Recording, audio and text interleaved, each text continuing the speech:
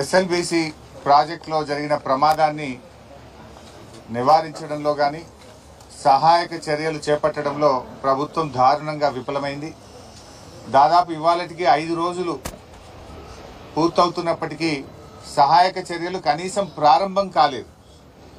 అంటే వివిధ ఏజెన్సీల మధ్య సమన్వయాన్ని సాధించడంలో కూడా ప్రభుత్వం ఫెయిల్ అయిపోయింది.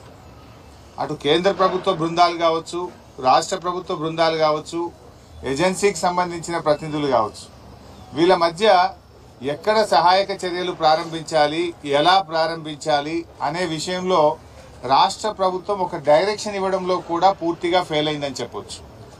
మంత్రులు అక్కడికి వెళ్ళి హెలికాప్టర్లో టీవీలలో ఇంటర్వ్యూలు ఇవ్వడం మీద పోటీ పడుతున్నారు తప్ప సహాయక చర్యలను ముమ్మరం చేయడంలో పూర్తిగా ఫెయిల్ అయిపోయారు.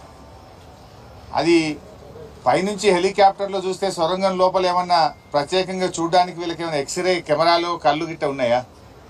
ఆ హెలికాప్టర్లో చక్కర్లు కొట్టుడు, టీవీలో ఇంటర్వ్యూలు ఏందో నాకైతే అర్థం కాలేదు. మీరు కనీసం ఇలా 5 రోజులు అయింది. ప్రతి నిమిషం కూడా చాలా ముఖ్యమైనటువంటిది. వారి ప్రాణాలు కాపాడడానికి ఒక్కొక్క నిమిషం, ఒక్కొక్క క్షణం కూడా చాలా విలువైనటువంటిది.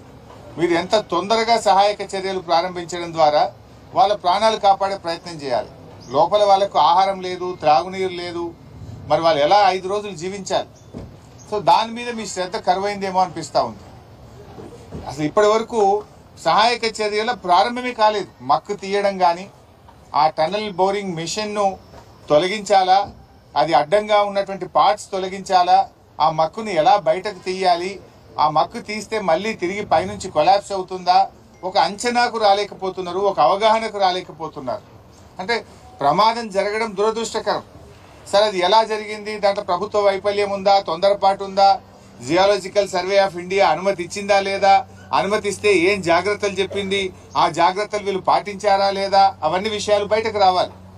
కానీ ఇలా జరిగిన సంఘటన తర్వాత ప్రభుత్వ స్పందన చాలా బాధాకరంగా ఉంది. ముఖ్యమంత్రి ఏమో హెలికాప్టర్ వేసుకొని ఆయన ఎన్నికల ప్రచారానికి పోతున్నాడు.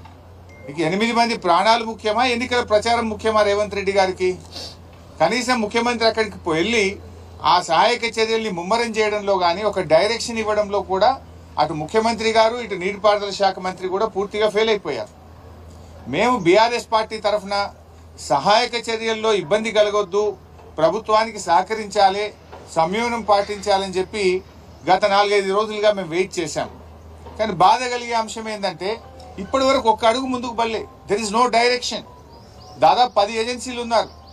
ఈ ఒక్కొక్కరు వెళ్తున్నారు, ఒకరొక మాట చెప్తున్నారు, ఒకరొక మాట చెప్తున్నారు. మేము మీడియాలో చూసిందో, పత్రికల్లో చూసింది చెప్తున్నా నేను.